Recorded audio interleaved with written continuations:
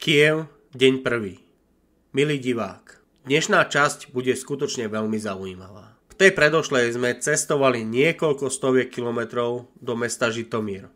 Od tohto ukrajinského mesta je Kyjev vzdialená zhruba 140 kilometrov a verili sme, že sa nám podarí prísť do Kyjeva v poriadku.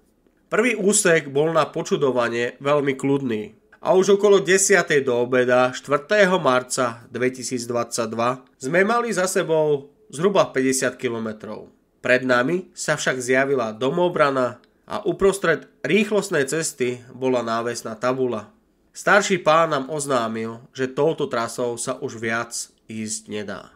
Samozrejme nám vlastne predviedol, že tam predbiehajú boje a povedal, že tam je bum bum bum. Odporučil nám smer Brusilov. Pri ďalšom roadbloku nás smerovali na Bišev. No a tu sme sa začali zamotávať. Našťastie sme dostali modrú lepiacu pásku na okno a tak nás brali ako domácich. Postupne sme prešli obce Vasilivka, Tomášivka či Jarošivka a za touto dedinou sme menili smer na hlavnej doľava a teda na sever a Bišev. Kúsok za odbočkou varí pol kilometra boli cez celú cestu rozložené pneumatiky, ale dalo sa to obísť. Oproti nám išlo jedno auto, biely Volkswagen, a pán nám oznámil, že tým smerom je zničený most a že sa máme otočiť a nájsť inú cestu do Kyjeva. Tak sme sa otočili a začali hľadať ten vytúžený koridor inak. Dostali sme sa do Dorotinky a tam končil svet. Keby sme vedeli, že stačí ísť vari pár kilometrov práve po tej hlavnej, po ktorej sme sa točili ako hávko za chvostíkom, tak by bol svet krajší, ale hlavne u mňa narastala frustrácia. Rozhodli sme sa však ísť teda natočiť ten most, keďže to by bolo prvé zničené, čo by dokázalo hejterom, že skutočne sme na Ukrajine. Dovtedy sme jednoducho nič nevideli. Prišli sme tam vo veľmi zlom čase. Pred nami stála taká menšia kolóna. Zhruba 6 civilných džípov a jedna neoznačená biela dodávka. Tá bola posledná a práve z nej vyrazila proti nám ruka, ktorá bola jasným signálom, že máme stáť. Zhruba po 5 minútach ku nám ten pán aj s autom prišiel a ukázal, že sa máme otočiť. Nebolo nám všetko jedno. Muži v džípoch nevyzerali ako normálni vojaci a samozrejme sa im ani nepáčilo, že sú tam nejakí cudzinci. Uposlúchli sme a rovnako sme sa otočili. I keď sa nám zdalo, že most reálne zničený nie je. Vzdušne sme boli od Kyjeva 20 km. Vravel som si, stačilo. Dostali sme sa na maximum ku mestu a mali by sme to vzdať. Miška však naďalej hľadala cestu. Rozhodli sme sa teda skúsiť ešte jednu trasu. Heuréka. Bola správna. Cez Tomášivku a pri Šivalniu sme sa dostali na hlavnú cestu vedúcu do Fastivu. A z Fastivu to už bolo po hlavnej a diaľnici práve cez ten južný koridor, ktorý sme mali hľadať. Prešli sme niekoľko roadblokov a už sme boli v podstate v meste Kyjev. No okolo 15. hodiny sme sa ocitli v mega zápche. Samozrejme jeden prúh bol voľný pre cisterny, potraviny a samozrejme pre mafiánov. My ostatní bežní smrteľníci sme si museli počkať. Čas utekal a pán, ku ktorému sme mali namierené, nám začal písať, že či sa radšej nestretneme na ďalší deň. Po 17. sa bál vychádzať. Pred jeho bytovku sme prišli okolo 4:30 a čakala nás ľadová sprcha. Najskôr si Miška všimla dvoch mužov, ktorí vyzerali rovnako ako tí pri moste a okolo nich prešla mladá žena, ktorá vyšla z Toyota Land Cruiser. Samozrejme, niečo niesla. Bolo to väčšie, také kockaté, no ale problém bol v tom, že to mala prekryté väčšou bundou. No a ten pán nám povedal, čo chcel povedať. Že majú všetko jedlo, že nemôžeme ani len u nich prespať, lebo a výhovorky.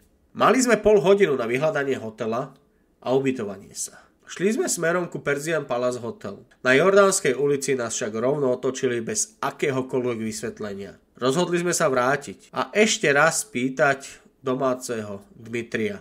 Volali sme mu spod paneláka a videli sme už dodávku a veľmi nepríjemne na nás zazerali vojenské oblečené osôbky.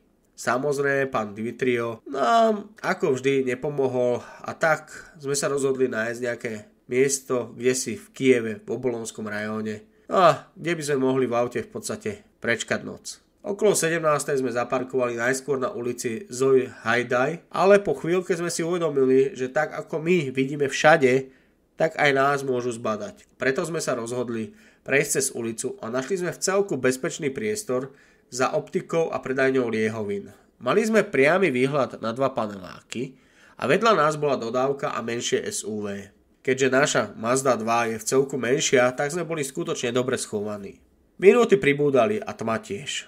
Kúsok po 18. bolo počuť prvú explóziu, a to z centra. Neskôr po 22. už bolo niekoľko explózií a mali sme pocit, že šli aj z toho miesta, kde sme v ten deň boli. Ahoj, decka. Sme v Kieve. Či veríte, neveríte, je mi to uprdele. A keďže sme nenašli hotel, vďaka jednému kreténovi, ktorého sme mohli natáčať, ale nejak si neuvedomil, že keď niekto cestuje 1000 km tak a dojde hodinu pred vlastne zákazom vychádzania, tak asi potrebuje niekde bývať, tak momentálne sme na sídlisku jednom, kúsok od odpočky na Žitomír. A že vraj to je vlastne má byť centrum bojov. A momentálne počujeme len buchoty z centra a kvázi detonácie. Ako náhle budeme ďalej niečo počuť, budeme to zaznamenávať aj na GoPro. Takže sme to zakrytí dekou, sme schovaní v budove, takže dúfame, že psychopati nás nenajdu. Jediné, čo to vlastne pobehujú, sú ukrajinskí psychopati so samopálmi. Kým sme sa dostali do Kieva, museli sme absolvovať strašne veľa blokád. 36. Áno, a to znamená, že na tej 25-kilometrovej trase Štreke sme nestretli žiadneho Rusa, žiadne ruské tanky, ani nič. Jediné Ukrajinci boli... A tí sa odrbávali. No. Takže uvidíme, čo bude. Podľa týchto videní sú blázni v podstate títo z Kieva, ktorí sú strašne liberálni a nemajú v podstate nemajú vlastne problém pochovať krajinu pre svoje účely. A samozrejme, že tu je vlastne taká chudobná časť sídliska, ale tam, kde býva ten pán, to je vlastne pre milionárov.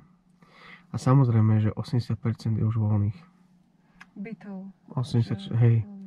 A samozrejme, že odtiaľ išli detonácie, lebo dneska sme si všimli po príchode, ako obkúkávajú určité osoby tam ten priestor. Ako Ukrajinci aj vojaci. Takže držte nám túto noc palce a vidíme sa možno ráno. Držte sa.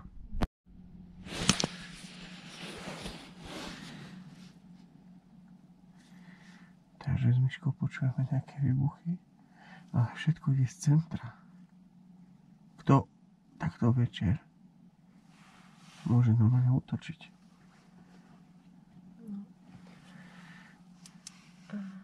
Je 21:40, 4. marec. No.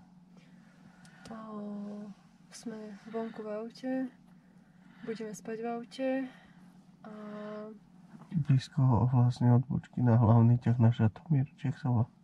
na Žitomír. Žitomír. Takže že chvíľku sa aj vy započúvajte. A je to hlavne nepravidelné.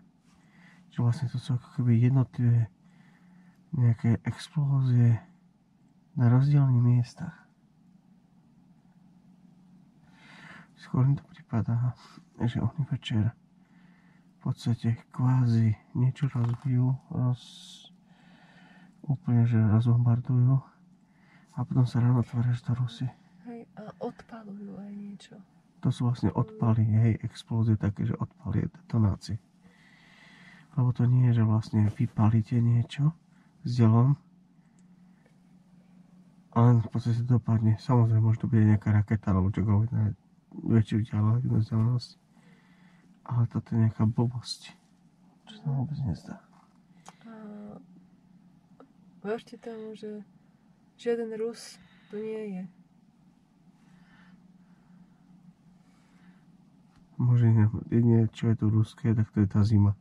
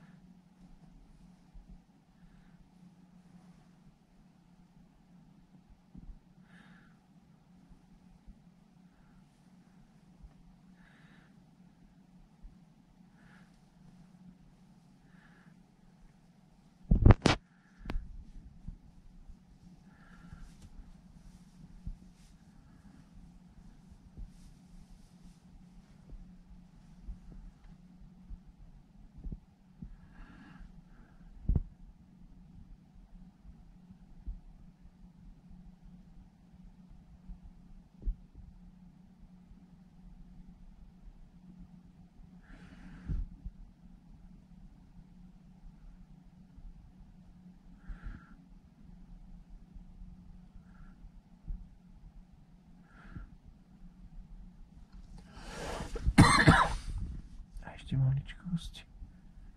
V Kyjeve sme zhruba od 14. od 15. A žiadny letecký nálet tu nebol. Ani poplach.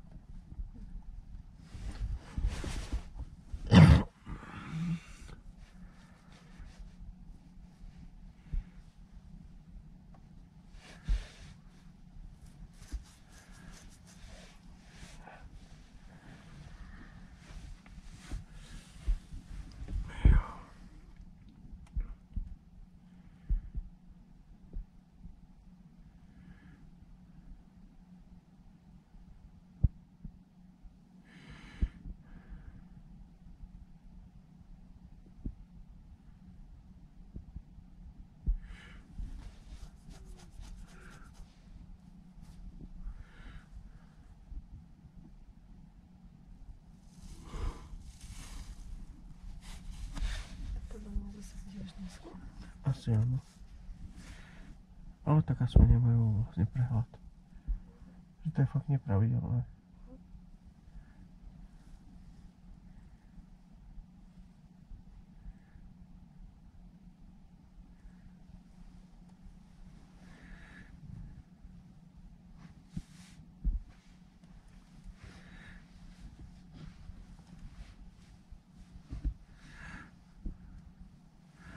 A čo sme dostali informáciu zo Slovenska, že vraj sa tu bojuje. Tak mi povedzte, že kde. A preverte si, čo je vlastne Žitomírska vlastne hlavná cesta.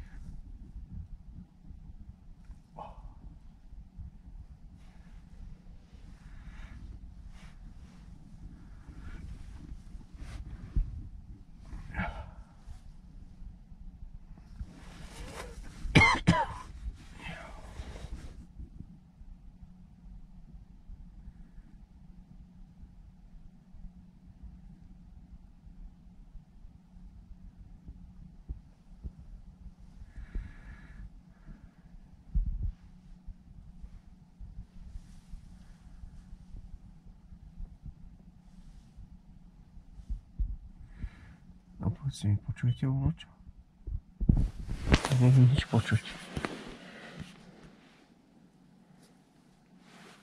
Ale skutočne, ako môžete vidieť, na sídlisku, hej? Odparkovaný tak, aby sme neboli viditeľní pri tých bláznov a cvukov. Takže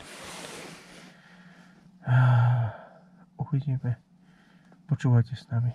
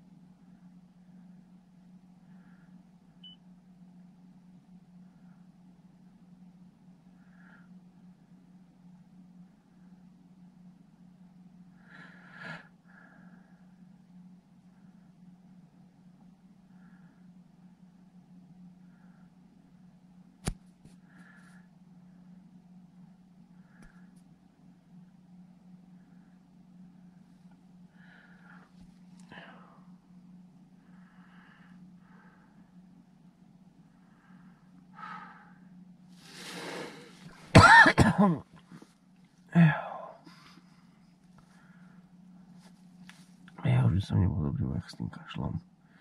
Ja by som presadil tú pozíciu asi každému. Ale aspoň viete, v akom stave som. A mrzia ma tie komentáre, ktoré dávate. Od Myškou vlastne sme tu nasadzujeme vlastný život. No podľa vás je tu ťažká vojna. My máme, tam mám obavy z tých fakt ukrajinských psychopatov, čo tu chodia so samopalmi a vlastne Nie z Rusov. A to nie sme ani pro ruský, ani pro americký, ani pro nejaký. Však sme 25 km, ani 10 km pred Kyjevom nevideli žiadne ruskú techniku, vojenskú, nič, žiadna Rusa, všetko len blokády, tak ako by sa ako cez to dostali. Hlavná vec, že kde nás zastavili a nepustili ďalej predtým ten jedenkrát, takže tam sa strieľa. No a ako sa tam dostali tí Rusi, to mi vysvetlíte. Do centra mesta. Hej. Takže ešte maličkosť. Včera som spomínal o jednom Američanovi a dneska si odo mňa žiadal, prosil teda zábery vojnové. Takže to sú tí skvelí redaktori svetoví celého sveta. Toto je všetko vymyslená vojna. A najviac trpia tí najmenej vlastne, čo za to môžu. Mafiáni všetci ušli ako krysy. A aj do Bratislavy ide za jedným redaktorom jedna Ukrajinka hrať sa na chúďatko. A to celé, že All for Ukraina si vlastne zase z vás uťahujú mafiáni, tak ako je to na Slovensku bolo, je, a bude. Tak aj z Ukrajiny a vy ako vlastne vždy ste im naleteli. Uvidíme, čo bude. Hlavne počúvajte s nami. My v podstate sme v noci v aute a má tu byť podľa slovenských médií ťažké boje a počujem ako tak detonácie z centra mesta a nevyzerá to byť v poriadku zo strany normálnych ľudí, lebo neviem ako ste vy naštudovali všetci históriu, ale vo vojne funguje od 4 rána zhruba do zotmenia boj a potom bojujú len partizánske skupiny.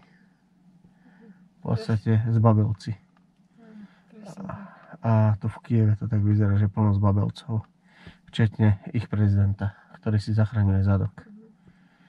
Namiesto toho, aby povedal pravdu, že toto bol všetko jeho plán, len sa mu to nejak zrútilo. A prosím vás,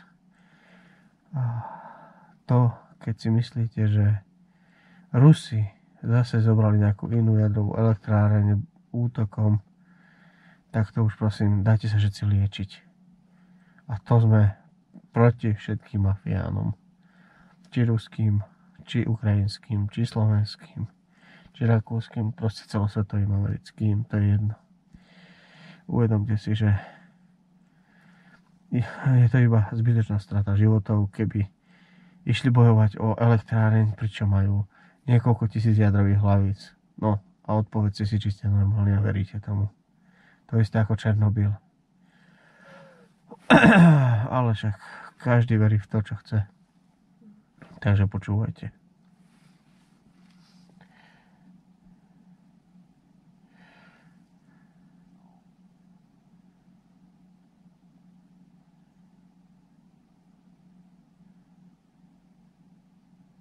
Ale že nič.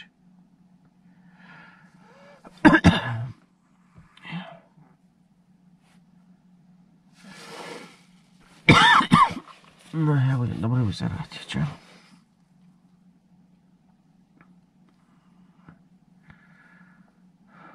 Ale my od každého pýtame peniaze, čo? Koľko nás to vyšlo reálne? Do 500 eur, čo? A môžem sa na to vyprdnúť a mať nejakú peknú dovolenku, čo? Prvú v živote. A hlavne vec, že my vlastne... Bože ľudia.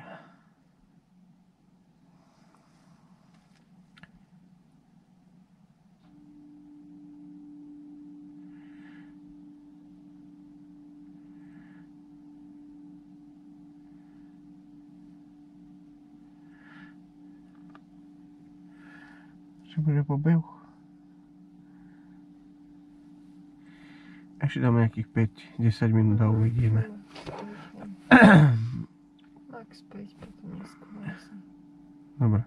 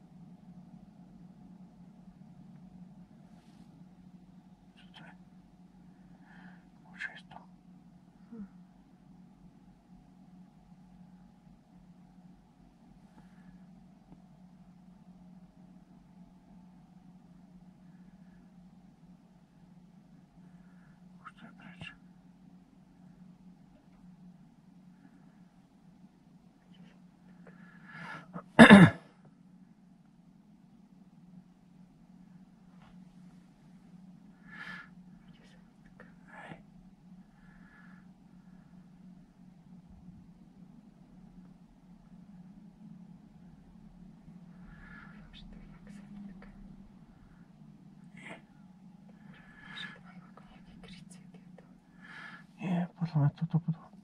A viete čo? Nezabudli ste na COVID? COVID na vás nezabúda. To, ako boli všetci teraz vonku protestovali proti Rusku, bola vaša sprostosť. Každý sa toho zúčastnil. Za 2 týždne sa vidíte na covidovom oddelení. Covid ešte neskrátil moc. Len si médiá našli novú zábavku. A ľudia im to žerú so všetkými navijakmi. Zrazu už počet mŕtvych na COVID nie je podstatný. Ale vymyslená vojna, do ktorej boli zatiahnutí nevinní ľudia. Samozrejme, sú tu aj Rusi, ja nehovorím určite. Ale najväčšie zverstva momentálne páchajú domáci psychopati. A o tom máme mnoho informácií. A buď tomu veríte, alebo nie.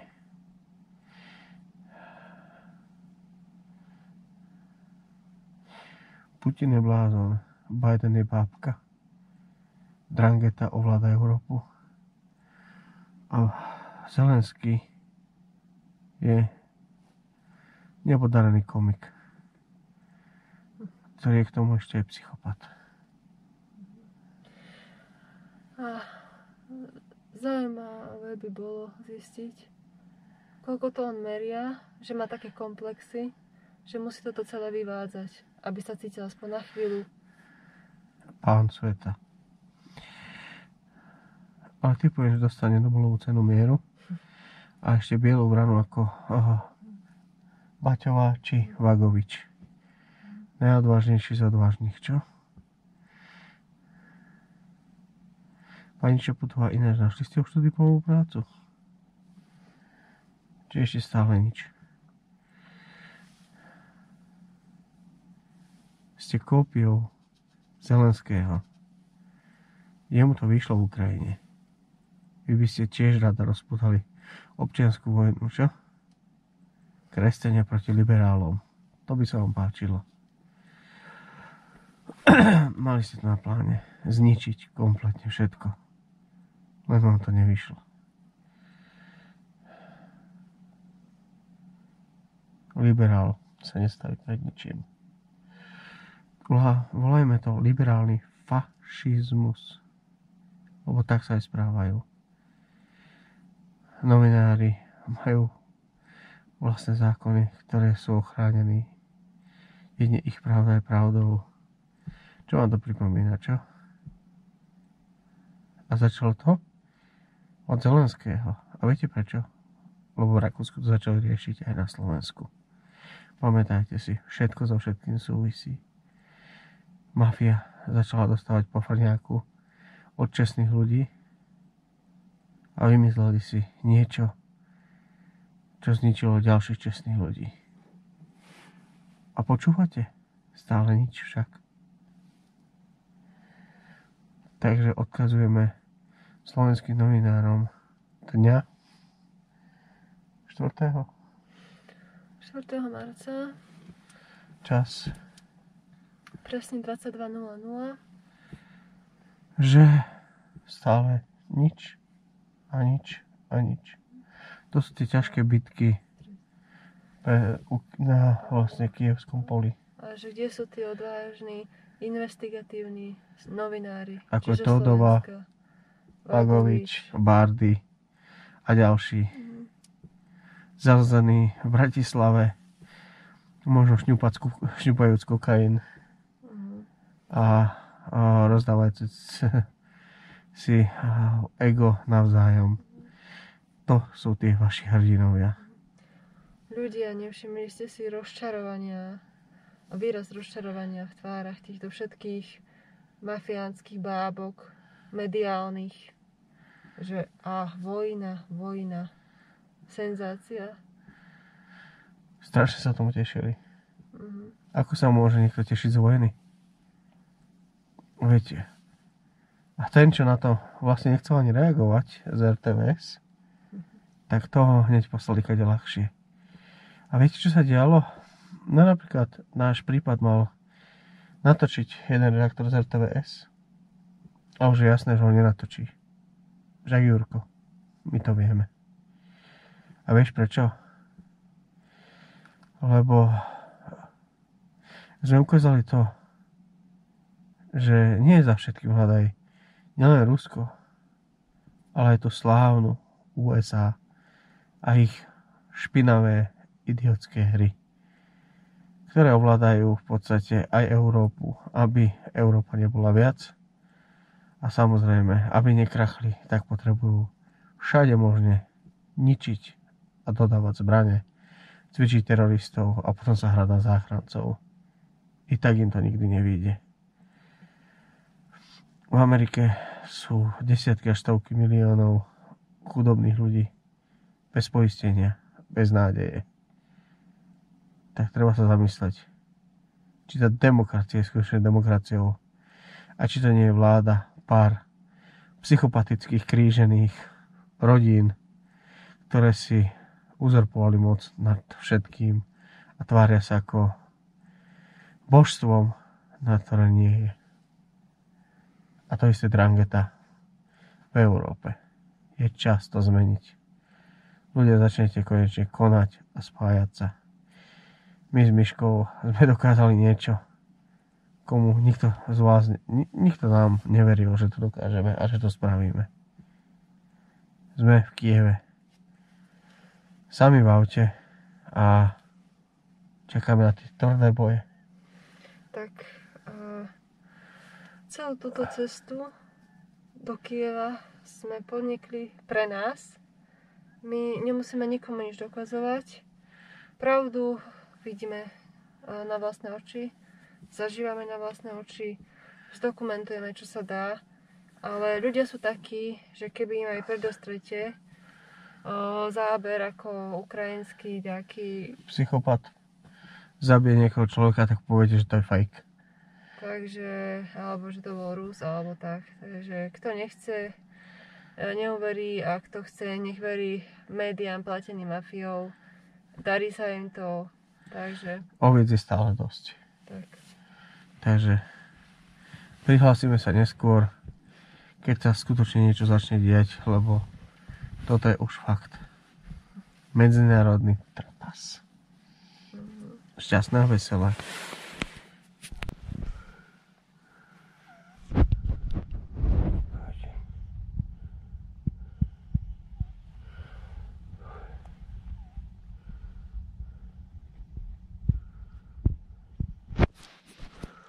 Do polnoci bolo ešte počuť dávku zo samopalu a výkrik ženy.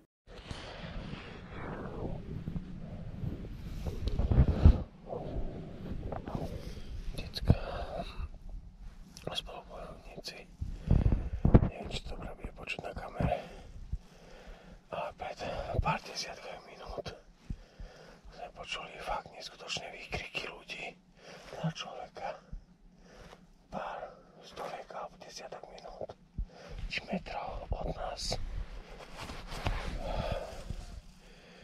Je to už jasné, že toto nie je vojna Ruska a Ukrajiny, ale ukrajinských psychopatov chrániacich Zelenského a mafie, ktorá ho podporuje.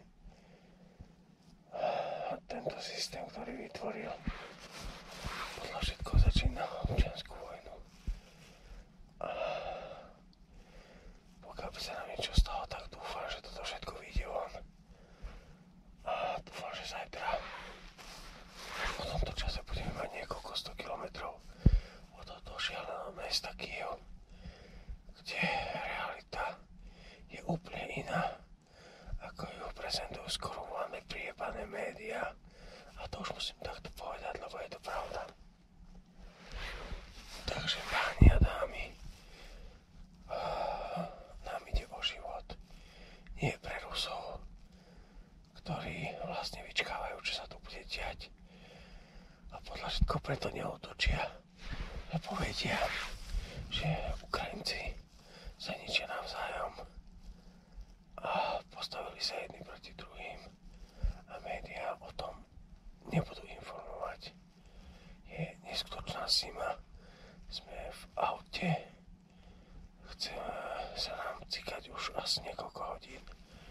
Ale nie je šanca, aby sme išli von, lebo nám hrozí smrť. Takže držte sa a verme, že prežijeme túto noc. Pali a Miška. To, čo nás presvedčilo, že COVID ešte nemá posledné slovo, bol počet sanitiek, ktoré prichádzali na sídlisko. Ľudia zomierajú a tento konflikt moci im to ešte sťažuje. Zima sa vkrádala do auta a ani deka nás nevládala poriadne zahriať. Vyhrievanie sedadiel bralo energiu aj batérií, ale nemali sme na výber. Buď vždy moment tepla alebo smrteľná zima. Kiev, deň druhý. Tik, tak. Hodiny akoby stáli. Nemohli sme z toľkého adrenalínu a zimy zaspať. Bolo niekoľko minút po polnoci, keď sa pred nami myhla biela neoznačená dodávka. Zastavila nejakých 50 metrov od nás pri ihrisku. Videli sme z nej výjsť dvoch mužov, ktorí boli ozbrojení. Nebolo však jasné, čo sú zač a veľmi nám pripomínali osoby pri tom akože odstrelenom moste. Prešli zhruba 5 metrov od našeho auta a nahliadali do bytov. Z druhej strany sa vrátili do dodávky a odišli. Za pár minút vypla jedna pouličná lampa. Boli sme vylakaní, ale do rána sa už nič nestalo.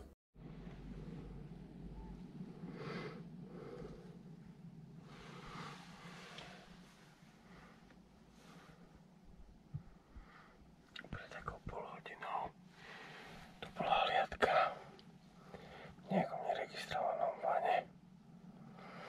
Dvaja vlastne preslačení vojaci nahliadali do bytov a pred pár minútami zhaslo svetlo. Takže uvidíme, čo sa bude diať.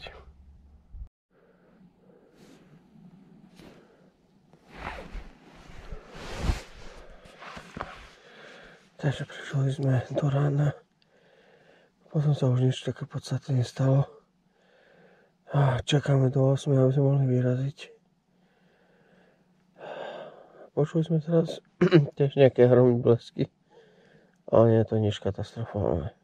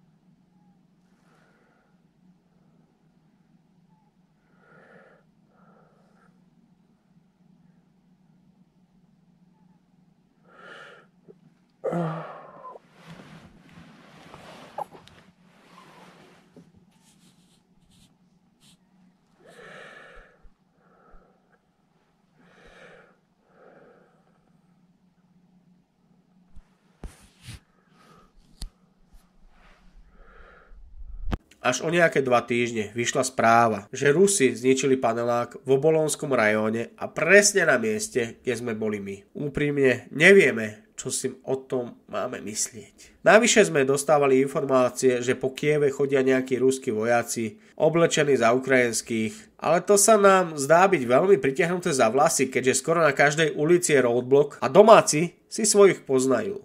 Svitalo. Rozhodol som sa naštartovať, ale vedel som, že baterka zrejme dostala ranu istoty, keď sme si aspoň práve pomocou batérie zapínali ohrievanie sedadiel. Samozrejme, mi vyplazila jazyk a s Myškou sme museli riešiť krízovú situáciu. Sedeli sme v aute, kúsok od bojovej línie a bez energie. No a Myška si všimla 2 mladíkov.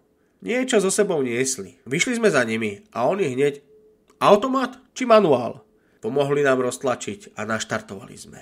Hneď sme im dali 2 balenia minerálok a ako veľké ďakujem za pomoc. Nechápali, ale usmiali sa a išli svojou cestou. Nechali sme auto naštartované a vyrazili sme von zo sídliska. Vojaka som sa spýtal, či je možné ísť na Žitomír priamo cez tú trasu, pri ktorej sme boli. Zavrtel hlavou. Potvrdil boje na tej trase a odporučil nám južný koridor. Pred cestou sme sa rozhodli dotankovať. Tu prišiel veľký šok. Vojaci riadili tankovanie a boli sme prví. Pred otvorením čerpacej stanice Sokar pred nami prešiel otec so synom.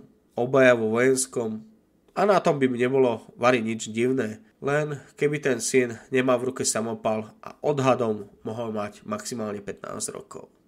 Natankovali sme 10 litrov a pomaličky sme sa dostávali cez mesto. Bolo pre nás prekvapením, že obchody boli skutočne dobre vybavené, dalo sa tankovať aj na bojovej línii. Niečo je zrejme v neporiadku ohľadom informácií z mainstreamových médií.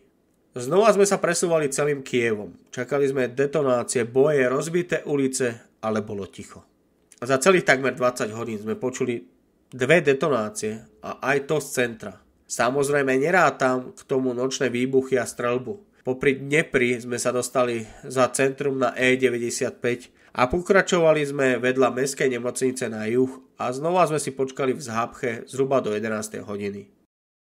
Dobré ránko, všetci spolubojovníci za pravdu a spravodlivosť. Ideme k roadblocku v Kieve. Boli sme odovzdať tie veci, ktoré sme mali odovzdať. V noci sme spali v aute, máme to aj na kamere. A máme všetky dáta, ktoré potrebujeme, takže držte nám palcom cestou domov, ešte urobíme nejaké pekné zábery z krajinky, lebo Ukrajina je krásna a treba ju podporiť.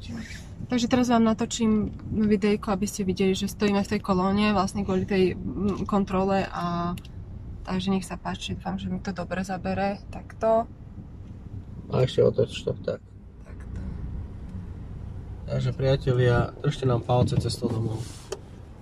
A inak neboli tu žiadne bombácie dnes z centra a jedenkrát kalašníkov z centra a Rusi zatiaľ v centre nie sú.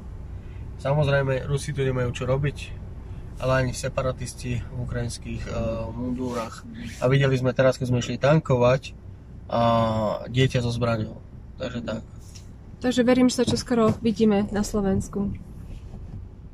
Kúsok po 11. sme už boli na pumpe za Kievom. Myška šla na toaletu. Ja som volal na Slovensko a robil rozhovor pre Started Up. Všimli sme si dlhej kolóny do mesta Kiev. Takže je veľmi zaujímavé, že do mesta rovnako idú tisíce ľudí, ako z neho odchádzajú. Čakala nás dlhá cesta na Slovensko. Ale chceli sme ešte ľuďom pomôcť. Keď nepotrebovali vodu, potraviny, múku či benzín v hlavnom meste, tak určite sa nájdu ľudia na ceste domov. Naša trasa smerovala cez už námy Fastiv. Pred týmto mestom bol veľký roadblock a auta prehliadali veľmi komplexne. Problém však nebola kontrola, ale mafiáni, ktorí sa v zhruba 5-kilometrovej kolóne predbiehali. Zhruba po 2-3 hodinách státia sa už mnoho Ukrajincov nahnevalo a ako náhle videli sa niekoho v protismere predbiehať, tak vyšli s autami z radu a aj s telami zablokovali cestu. Nervozita stúpala a veľmi sme vnímali ten rozdiel. Ten mafián a ten nikto, obyčajný človek. Trápi nás to, pretože toto je všade vo svete, ale tu je to až príliš vypuklé. Rátali sme, že tento deň zvládneme úsek až niekde za Žitomír. Viac sme sa mýliť nemohli.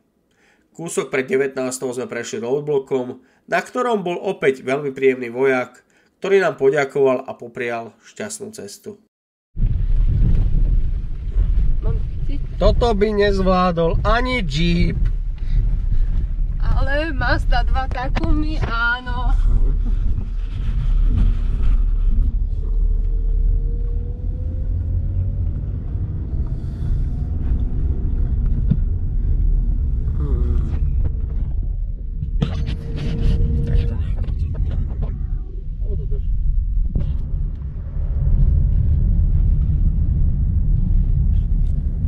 To dať normálne bolo vidieť.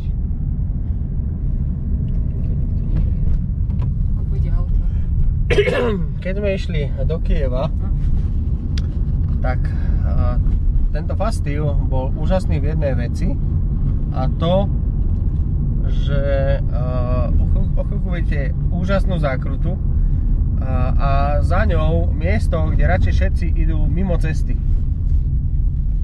Toľko dier tam je. Sledujte počet dier. On ide nové priamo.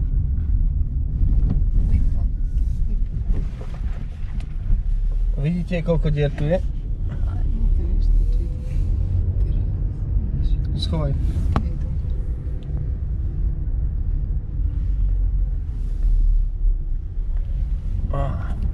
Tak, toto sú tie ukrajinské v podstate cesty. Ale viete čo? Úžasní ukrajinskí ľudia. Pomohli nám, keď nám zdochla baterka, neváhali. A ja schovaj. Môžeš vypnúť. Teraz hľadáme bankomat. Mám vypnúť? Tam stáli vtedy. Mám vypnúť? Tu je Fastiv.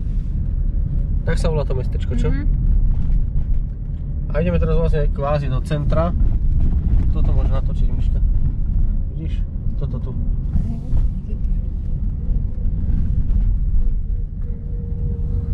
Je to pekné mesto, áno.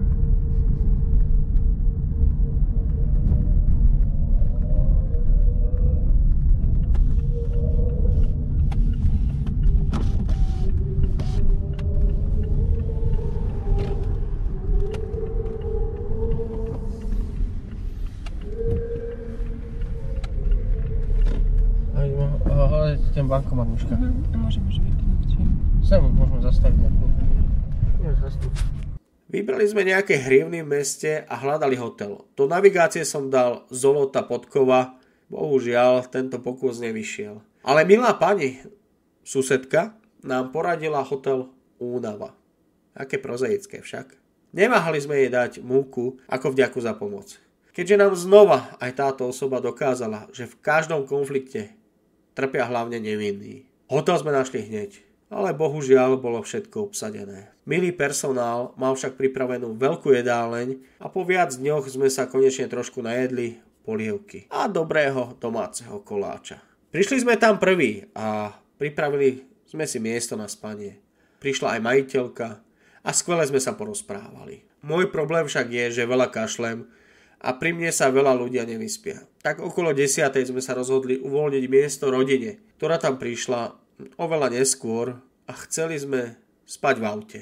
Bolo prekvapená majiteľka, to však nechcela dovoliť. Vzala nás do jednej miestnosti, kde bolo len pár ľudí. Odišla. No a v tom momente k nám podišla jedna 50-ročná žena a s perfektnou angličtinou nám oznámila, že celá ich dedina je zničená a nemajú nič. Na počudovanie stihli všetko zbaliť, prišli bez škrabanca a dokonca vzali aj babku. Ja som stále pokašliaval a babka do 11:30 počúvala nahlas nejaké ukrajinské pesničky. Medzi tým prišiel jeden pán a pozdravil nás slovami Salam alejkum. Babka mala veľmi zlú poznámku. Ten človek, čo tu kašle, nech ide odkiaľ prišiel. Od ženy, ktorej zničili dedinu, sa to asi najmenej čakalo. Alebo že by bola pravda trošku inde. S Myškou sme sa zdvihli, odišli do auta. Takže decka, natáčame. Ešte to vyčistím trošku, aby to nebolo zadrpkané. Takže decka, my tu máme najchudobnejšie auto, aby ste vedeli. správanie utečencov je také, že pál do prdele, i keď si chorý, choď radšej spať von. Takže a akože je do 8 zákaz vychádzania a už 80% aut je preč, takže ignoruje sa všetko. Takže ľudia, urobíme pár záberov ešte s GoPročkou, dáme ju na palubovku a hotovo. Majte sa.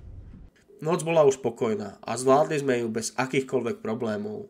Týmto končí predposledná časť seriálu Cesta do obklúčeného Kyjeva. V tej ďalšej vám ukážeme posledný úsek aj s prespaním v Sambire. Ďakujeme za pozornosť a tešíme sa na budúce.